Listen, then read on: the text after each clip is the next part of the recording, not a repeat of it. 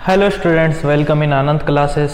तो इस वीडियो में हम पढ़ेंगे आदर्श एवं अनादर्श विलयन। ठीक है, इनको इंग्लिश में बोलते हैं ideal and non ideal solution. तो आदर्श विलयन क्या होते हैं? आदर्श विलयन वो होते हैं जो सभी सांद्रताओं पर राउल्ट के नियम का पालन करते हैं। सभी सांद्रताओं पर कुछ कंडीशन है आदर्श विलयन बनने की।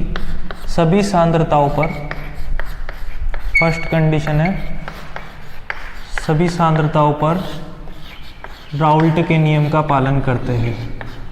राउल्ट के नियम का पालन करते हैं। पालन करते हैं। पालन करते हैं। तो ये सभी सांद्रताओं पर राउल्ट के नियम का पालन करते हैं। राउल्ट का नियम देखा था अपन ने, और राउल्ट का ग्राफ भी देखा था। राउल्ट का ग्राफ कैसा था? यहाँ P था, यहाँ x इक्वल टू 1, यहाँ x इक्वल टू 0, यहाँ x भी इक्वल टू 0, x भी इक्वल टू 1, और ये ग्राफ कुछ इस तरह से था।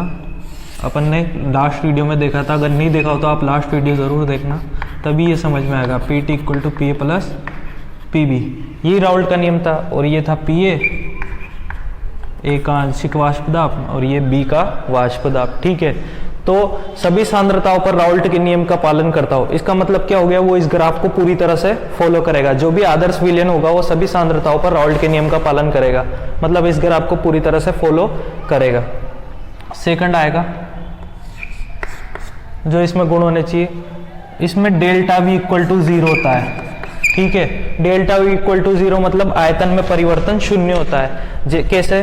अगर मैंने एक विलयन लिया A जिसका आयतन है 5 ml, दूसरा विलयन लिया B जिसका आयतन है 5 ml, तो अगर इन दोनों को एक अवयव लिया, एक ये लिया विलायक, इन दोनों का अगर मैंने मिक्स कर दिया तो क्या बन गया? ये एक विलयन बनाएगा जिसका आयतन 10 ml होगा, तो ये आदर्श विलयन होगा, क्योंकि 5 + 5 कितना हो गया? 10, और फाइनल वॉल्यूम कितना हो गया? 10 ml। ठीक है, तो जो अवयवों को जो मिलाने पर आयतन, विलयन का जो आयतन होगा, इन दोनों के आयतन का सम होना चाहिए।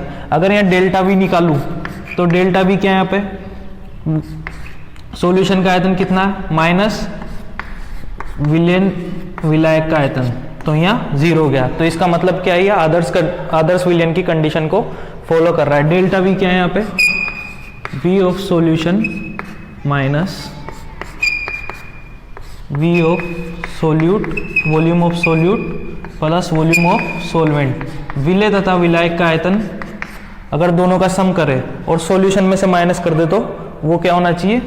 0 होना चाहिए। यह आइडियल सॉल्यूशन की कंडीशन है। ठीक है, मतलब कि अगर मैं विलय और विलायक को मिलाऊं तो उन दोनों का आयतन का योग जिससे जो विलयन बन रहा है इन दोनों को मिलाने से उसके आयतन के बराबर होना चाहिए। थर्ड कंडीशन आती है आइडियल सॉल्यूशन के लिए, डेल्टा H इक्वल टू 0। मिश्रण की है ये भी। विलयन के लिए डेल्टा H इक्वल टू क्या होना चाहिए? 0। मतलब क्या हो गया? डेल्टा H क्या है यहाँ पे? एंथैल्पी में परिवर्तन। एंथैल्पी में परिवर्तन क्या होना चाहिए? यहाँ पे 0 होना चाहिए। कैसे देखो?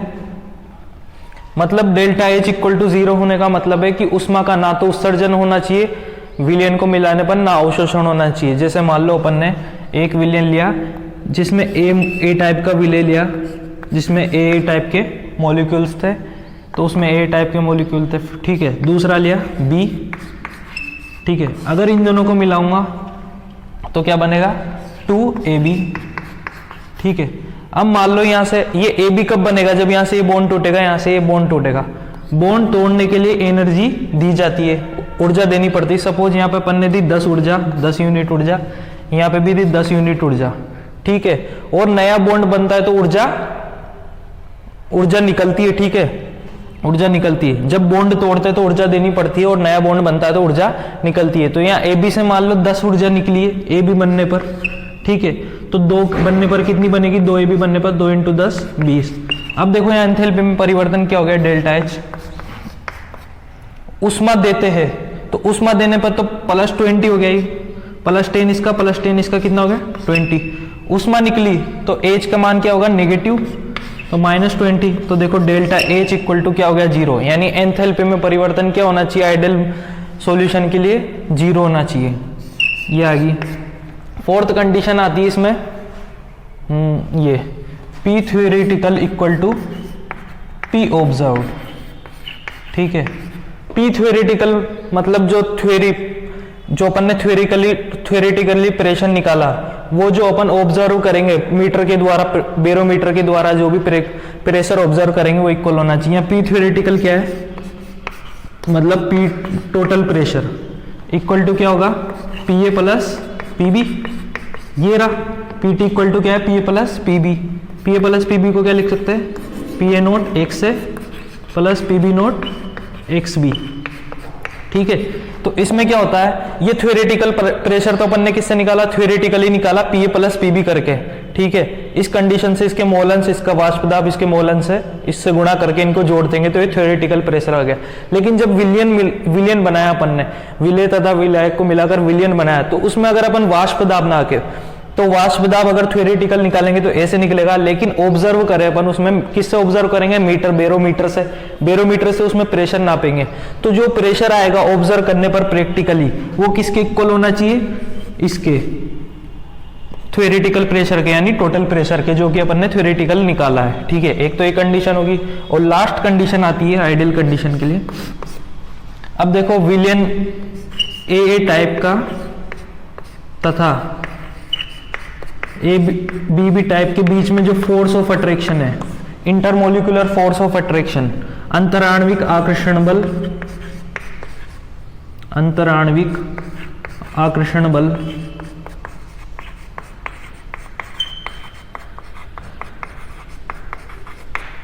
ये किसके इक्वल होना चाहिए, AB अंतराण्विक आकर्षण बल के, अंतराण्विक आकर्षण बल के। मतलब कि जैसे मान लो अपन ने यहाँ पे इसमें A टाइप के मॉलिक्यूल थे और यहाँ पे BB टाइप के मॉलिक्यूल थे। ठीक है, इन दोनों के बीच में अंतराण्विक आकर्षण ये था और इन दोनों के बीच में अंतराण्विक आकर्षण ये था। अब इन दोनों को मिलाया, मतलब इन दोनों के बीच में जो आकर्षण था तो AB टाइप बना।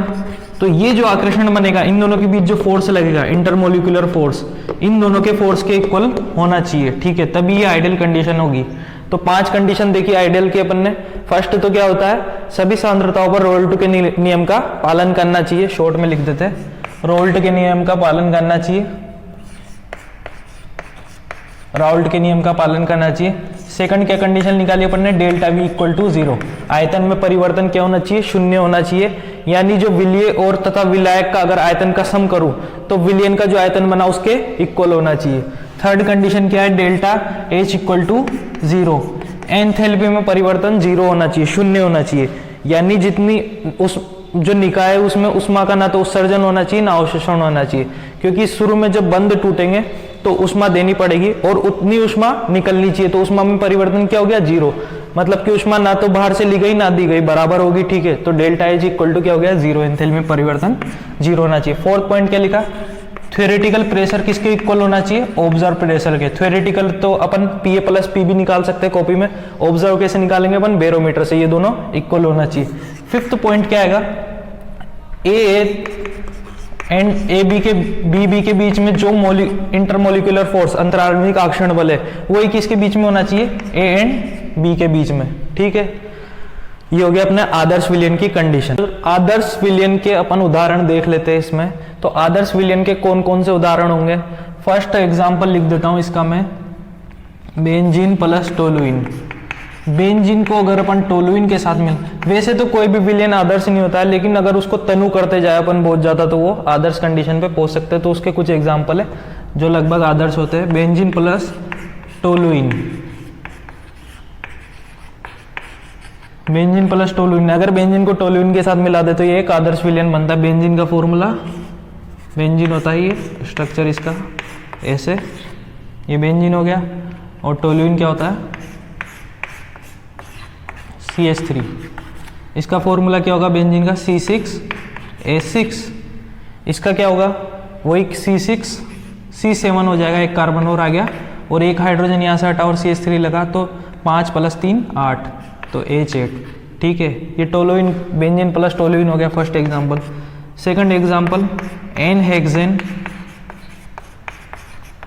प्लस एन हेप्टेन को अगर मिला दे अपन तो भी आदर्श विलयन बनता है। एन हेक्सेन 6 कार्बन और हाइड्रोजन कितने होंगे सिंगल बॉन्ड के साथ, एल्केन के लिए क्या रहता है CnH2n प्लस 2, तो H2n प्लस 2 6 2 जा 12 प्लस 2 14। यहाँ क्या होगा NF10 के लिए 7 कार्बन 7 2 14 प्लस 2 16, ये हो गया। ठीक है, थर्ड एग्जाम्पल है ethane chloride plus ethane bromide, ethane chloride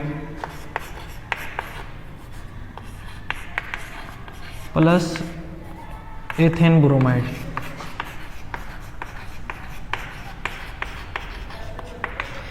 आदर्श विलयन के एग्जाम्पल में आप देखना, जब भी अपन दो विलय अवयवों को मिलाएंगे तो उनके अणुबल लगभग इक्वल होते हैं। यहाँ भी अणुबल लगभग थोड़े बहुत चेंज होंगे लेकिन ज्यादा चेंज होगा, हल्का सा ऊपर नीचे होगा, तो इनके अणुबल लगभग इक्वल होते हैं। आदर्श विलयन की एग्जाम्पल होगी। ठीक है, नेक्स्ट देखेंगे अनादर्श विलयन, नॉन आइडियल सॉल्यूशन बोलते हैं इसको इंग्लिश में। ठीक है, अनादर्श, अभी अपन ने आदर्श विलयन देखा तो उसमें क्या देखा कि ऐसे विलयन जो सभी सांद्रताओं पर राउल्ट के नियम का पालन करते हैं। तो अनादर्श विलयन क्या होंगे, जो कि राउल्ट के नियम का पालन नहीं करते, राउल्ट के नियम का पालन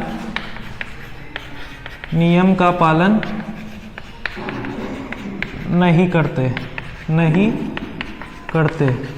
अनादर्श विलयन जो है राउल्ट के नियम का पालन नहीं करते। मतलब क्या है राउल्ट के नियम का पालन नहीं करने का मतलब, इसमें जो थ्योरेटिकल प्रेशर होता है वो ऑब्जर्व्ड प्रेशर के इक्वल नहीं होता है। अपन ने पहले देखा था आदर्श विलयन में कि थ्योरेटिकल जो प्रेशर होता है वो ऑब्जर्व्ड प्रेशर के इक्वल होना चाहिए, लेकिन यहाँ पे क्या होगा, अनादर्श विलयन में राउल्ट के नियम का पालन नहीं करेंगे, मतलब जो थ्योरेटिकल प्रेशर होगा वो ऑब्जर्व्ड प्रेशर के इक्वल नहीं होगा।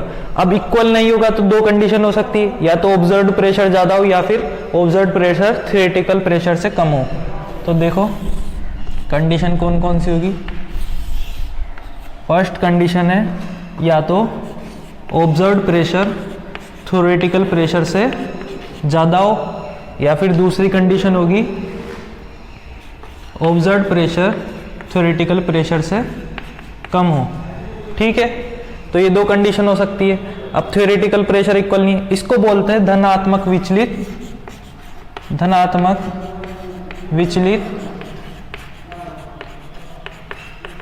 अनादर्श सॉल्यूशन, अनादर्श विलयन, विलयन जो कि आदर्श विलयन से क्या है, धनात्मक विचलित है। Non deviated, positively deviated non ideal solution, positively deviated non ideal solution. ठीक है, इधर क्या होगा, negatively deviated non ideal solution, deviated non ideal solution मतलब ऋणात्मक विचलित अनादर्श सॉल्यूशन। ये क्या होता है, आदर्श सॉल्यूशन से ऋणात्मक विचलित होते हैं, ऋणात्मक विचलित अनादर्श सॉल्यूशन, अनादर्श विलयन। ठीक है, तो एक अंतर तो ये होगा कि P observed is greater than PTH और P observed is less than PTH। Difference देख रहे हैं अपन इनमें। अब सेकंड डिफरेंस क्या होगा, इसमें क्या होता है, जो डेल्टा V ग्रेटर देन क्या होता है 0। आदर्श विलयन की कंडीशन में क्या होता है, आयतन में परिवर्तन क्या होता है 0, लेकिन यह धनात्मक विचलित अनादर्श विलयन में क्या होगा, delta V is greater than 0, delta V is greater than 0। अब ये delta V is greater than 0 कैसे होता है, देखो समझो। मान लो सपोज ये विलयन मिला है मैंने A और ये मैंने मिला दिया B टाइप का विलयन। इन दोनों को मिलाने पर जो विलयन बना वो हो गया ये विलयन। अब जो इन दोनों का आयतन है, इन दोनों को मिलाने पर जो आयतन बना वो इन दोनों के योग से ज्यादा है। वो कैसे हो सकता है, देखो अगर यहाँ पे ऐसे मॉलिक्यूल है जिनमें अट्रैक्शन है, यहाँ पे भी अट्रैक्शन है, लेकिन कुछ इस तरह के मॉलिक्यूल डाल दिए मैंने, जैसे इसको और इसमें मिला दिया, और वो जो मॉलिक्यूल बने, जैसे मान लो AA और AB टाइप के मॉलिक्यूल है, और यहाँ BB टाइप के, इन दोनों में तो काफी अट्रैक्शन है, लेकिन जैसे ही A और B मिलाते हैं तो इन दोनों में अट्रैक्शन नहीं होता, एक दूसरे को मतलब वीक बॉन्ड से जुड़े रहते हैं, मतलब इनके बीच में अट्रैक्शन नहीं होता। अब अट्रैक्शन नहीं होगा तो देखो ये क्या होंगे, दूर भागेंगे, दूर भागेंगे तो ये क्या होगा, विलयन का आयतन बढ़ जाएगा। ठीक है, तो ये आ गया होगा आपको समझ में। Delta we is greater than क्या होता है, 0। एग्जाम्पल जैसे ले लूँ मैं, C2H5OH प्लस H2, ये दोनों जो मॉलिक्यूल होते हैं एक दूसरे को रिपल्स करते हैं, मतलब प्रतिकर्षण करते हैं। अब इनको इसमें मिला दूंगा तो एक दूसरे से दूर भागेंगे तो आयतन बढ़ा देंगे। ठीक है, दूसरी और इधर कंडीशन क्या होगी, delta we is less than 0, मतलब ऐसे मॉलिक्यूल को मिला दो जिनमें की आकर्षण ज्यादा हो। यहाँ पे तो ये एक दूसरे से भाग रहे हैं, ये एक दूसरे से हेट कर रहे हैं। ठीक है, पर यहाँ पे क्या होगा, दूसरे से आकर्षित होंगे, हेट नहीं करेंगे, लव करेंगे दूसरे से, ए भी एक दूसरे को आकर्षित करेंगे जो मॉलिक्यूल होंगे। तो यहाँ पे क्या होगा, डेल्टा वी आयतन पास आ जाएंगे तो आयतन कम हो जाएगा। ठीक है, तो ये होगी कंडीशन। अब देखो यहाँ P observe is greater than PTH और P observe is less than PTH, ये मैं बताना भूल गया। तो देखो इसका ग्राफ कैसा बनेगा, राउल्ट के नियम का अपन ने ग्राफ देखा था, ये और ये।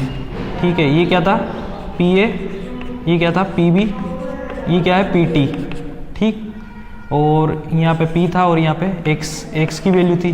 तो यहाँ पे क्या होगा, जो ग्राफ बनेगा तो P observe is greater than PTH, ये थ्योरेटिकल प्रेशर क्या है, टोटल प्रेशर ही थ्योरेटिकल प्रेशर है। तो जो ग्राफ बनेगा P ऑब्जर्व का वो थोड़ा सा यहाँ से धनात्मक विचलन प्रदर्शित करेगा, यानी प्रेशर ज्यादा चल जाएगा। अब सोचो देखो, यहाँ पे ऐसे मॉलिक्यूल मिला दिए जो कि एक दूसरे को हेट करते हैं, तो हेट करेंगे तो इनकी वाष्प क्या बनेगी, ज्यादा बनेगी। वाष्प ज्यादा बनेगी तो प्रेशर भी क्या हो जाएगा, ज्यादा हो जाएगा, तो वाष्प दाब भी यहाँ पे धनात्मक हो जाएगा। ठीक है, अब मान लो मैंने ऐसे मॉलिक्यूल मिला दिए जो एक दूसरे को लव करते हैं, तो यहाँ पे इसका ग्राफ इस तरह से बनेगा। ये तो अपने आइडियल सॉल्यूशन का ग्राफ था, PT, PA और ये क्या था PB, यहाँ पे ये था P और ये था X। अब यहाँ पे क्या हो गया, ऋणात्मक विचलन, मतलब जो P ऑब्जर्व आएगा वो थ्योरेटिकल प्रेशर से कम आएगा, तो वो ग्राफ कैसा आ जाएगा, नीचे की ओर। ये तो क्या है, P ऑब्जर्व जो कि PT से ज्यादा है, यहाँ पे क्या बना, P ऑब्जर्व जो कि PT से कम है। ठीक है, यहाँ पे क्या कर रहा है, ऋणात्मक विचलन प्रदर्शित कर रहा है। तो यहाँ पे अगर देखो मान लो ऐसे मॉलिक्यूल्स मिला दिए जो कि एक दूसरे को आकर्षित करते हैं, तो आकर्षित करते तो वाष्प, उनकी वाष्प जल्दी बनेगी क्या, नहीं बनेगी। तो वाष्प जल्दी नहीं बनेगी तो उनका वाष्प दाब ज्यादा हुआ क्या, नहीं होगा। ठीक है, तो थ्योरेटिकल से उनका वाष्प दाब कम हो जाएगा। दो कंडीशन होगी वॉल्यूम वाली। थर्ड कंडीशन है, जो धनात्मक विचलन प्रदर्शित करते हैं उनके अणुओं के बीच A तथा AB में अंतराण्विक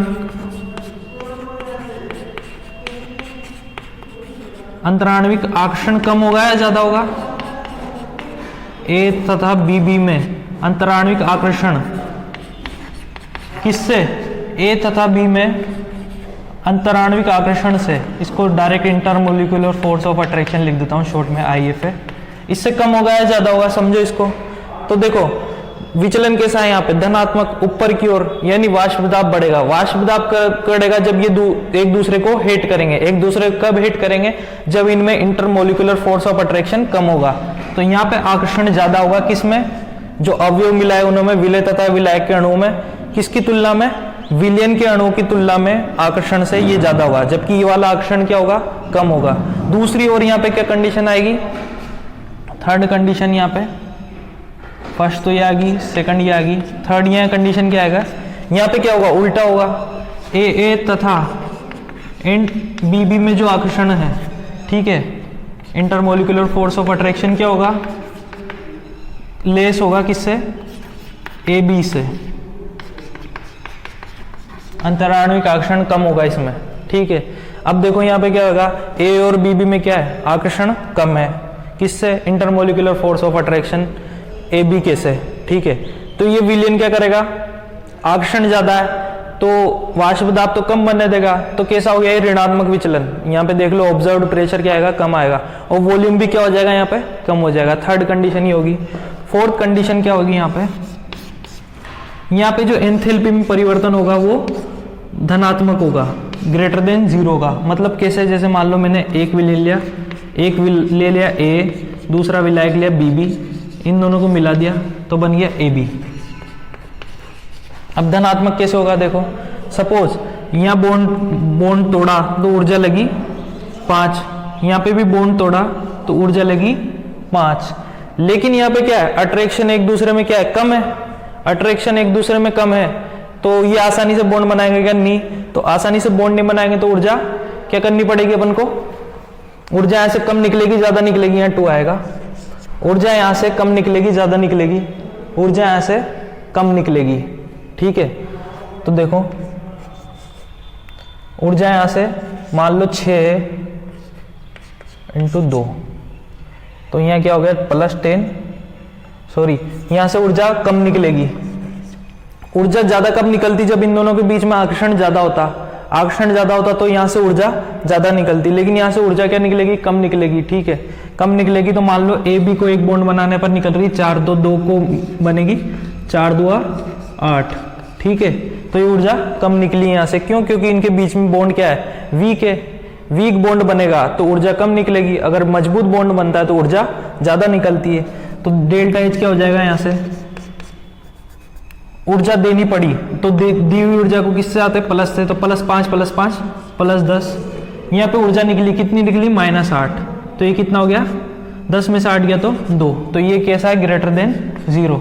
सिमिलरली दूसरी तरफ इधर कंडीशन लूं मैं, AA प्लस BB को मिलाया मैंने तो क्या बन गया यहाँ पे, AB, यहाँ पे भी 2 बने, ठीक है। लेकिन यहाँ पे जो इन दोनों के बीच में आकर्षण ज्यादा है, मान लो यहाँ पे 5 ऊर्जा देनी पड़ी इस बॉन्ड को तोड़ने के लिए, यहाँ पे देनी पड़ी 5, लेकिन यहाँ पर दोनों पे आकर्षण ज्यादा है, A और B मतलब आसानी से मिल गए। अब आसानी से मिल जाएंगे तो क्या होगा, यहाँ से मान लो 6 ऊर्जा निकली, 6 यूनिट, तो 6 2 12, तो दी हुई ऊर्जा को तो किससे निकलेंगे, +5 +5 +10, और यहाँ पे निकली ऊर्जा कितनी है, माइनस, निकली ऊर्जा को किससे डिनोट करते हैं, माइनस से, तो 10 - 12 क्या हो गया, -2, तो ये क्या है, लेस देन 0, तो यहाँ पे क्या हो गया, डेल्टा H लेस देन 0, ठीक है। ये 4 कंडीशन होगी, इसके अलावा 1 2 3 4। अब अपन अनादर्श विलयन के एग्जाम्पल देख लेते हैं, जिसमें धनात्मक विचलित अनादर्श विलयन के अलग देखेंगे और या नेगेटिव कर दें, ऋणात्मक विचलित अनादर्श विलयन के अपन अलग एग्जाम्पल देखेंगे, ठीक है। तो फर्स्ट इसमें एग्जाम्पल आएगा, कुछ बता देता हूं मैं, C2H5 plus OH plus H2, ये अभी भी बताया था मैंने आपको।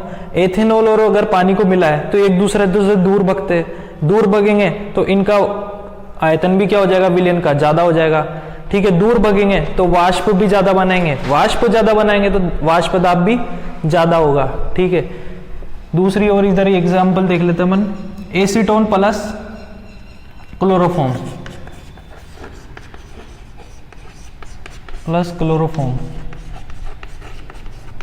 एक बात ध्यान रखना, यहाँ पे जो बॉन्ड बनता है वो कैसा होता है, वांडर वॉल, जो कि वीक होता है, लेकिन यहाँ पे कौन सा बॉन्ड बनेगा वो देखना। देखो एसीटोन का फॉर्मूला होता है CH3 C डबल बॉन्ड हो CH3। क्लोरोफॉर्म कैसा होता है CH Cl3 CHCl3 हो गया इसका फॉर्मूला, ठीक है। अब यहाँ पे जो बॉन्ड बनता है, देखो ये विद्युत ऋणी है, तो यहाँ क्या बन जाता है, हाइड्रोजन बॉन्ड बन जाता है, हाइड्रोजन बॉन्ड, जो कि एक मजबूत बॉन्ड होता है, किससे, वांडरवाल फोर्स की तुलना में। यहाँ तो वांडरवाल बन रहा है, यहाँ कौन सा बॉन्ड बन रहा है, हाइड्रोजन बॉन्ड बन रहा है। अब हाइड्रोजन बॉन्ड बन रहा है तो एक दूसरे को आकर्षित ज्यादा करेंगे, यानी कि इनके बीच में जो विलयन बनेगा उसमें AB टाइप के जो मॉलिक्यूल होंगे उसके बीच में आकर्षण ज्यादा होगा, आकर्षण ज्यादा होगा तो एक दूसरे को खींचेंगे तो वाष्प कम बनाएंगे तो वाष्प दाब थ्योरेटिकल से कम हो जाएगा, जिसको क्या कहते हैं, ऋणात्मक विचलित अनादर्श विलयन। और सेकंड एग्जांपल देख लो आप, ये तो एथेनॉल था, इसकी जगह अपन ले लेते हैं मेथेनॉल प्लस वाटर, ठीक है। और एग्जांपल देख लो आप, CO2 प्लस एसीटोन, ये भी एक दूसरे को दूर भागते हैं ये मॉलिक्यूल भी, ठीक है। CO2 प्लस एसीटोन लिख लेते हैं। उसके बाद देख लो आप CCl4 carbon tetrachloride plus acetone, यहाँ पे एग्जांपल देखते हो, फर्स्ट सेकंड देखते हैं, HCl प्लस H2 हाइड्रोक्लोरिक अम्ल प्लस वाटर, ये एक दूसरे को क्या करते हैं, एकदम आकर्षित कर लेते हैं, आराम से मिल जाते हैं। थर्ड एग्जांपल देखते हैं, HNO3 प्लस H2O। और एग्जाम्पल देख लो आप इसका, यहाँ पर हमने क्या मिला है, एसीटोन प्लस क्लोरोफॉर्म। अगर अपन ईथर प्लस एसीटोन मिला दे, ईथर प्लस एसीटोन मिला दे तो भी क्या हो जाएगा, इसका एग्जाम्पल हो जाएगा, सॉरी ईथर प्लस क्लोरोफॉर्म। यहाँ पे तो क्या मिला है अपन ने, एसीटोन प्लस क्लोरोफॉर्म, यहाँ क्या मिलाएंगे अपन, ईथर प्लस क्लोरोफॉर्म, तो ये भी एक एग्जाम्पल हो गया। फिक्स एग्जाम्पल देखो, phenol plus aniline, important example है फिनोल प्लस एनिलीन। फिनोल कैसा होता है, फिनोल ये बेंजीन के रिंग के ऊपर OH, और एनिलीन कैसा होता है, ये बेंजीन की रिंग के ऊपर NH2, ये हो गया एनिलीन NH2, और यहाँ फिनोल। ये कैसा रहता है, एसिड रहता है, फिनोल कैसा रहता है एसिड, और एनिलीन कैसा रहता है बेस। ये होता है अम्लीय, ये होता है क्षारीय, तो वो ऑब्वियस सी बात है दोनों एक दूसरे को आकर्षित तो करेंगे इसी। ठीक है, ये आपको एग्जाम्पल समझ में आ गया होगा। तो आज अपन ने आदर्श विलयन और अनादर्श विलयन दोनों पढ़ लिए। ठीक है, उनके एग्जाम्पल देख लिए, बहुत इंपॉर्टेंट है ये, इनसे बहुत क्वेश्चन बनते हैं। और आपको अगर ये वीडियो अच्छी लगी तो लाइक शेयर एंड सब्सक्राइब जरूर करें। ठीक है, और इसको शेयर जरूर किया कीजिए ताकि और स्टूडेंट भी यहाँ पे पढ़ सके, और अच्छे से इनको वीडियो को देखते रहिए कंटिन्यू, क्योंकि एकदम से फिर लोड बढ़ जाएगा, ज़्यादा वीडियो जाएगी, तो 1 बाय 1 देखते रहिए कंटिन्यू, रेगुलर अपलोड हो रही वीडियो। ठीक है, थैंक यू।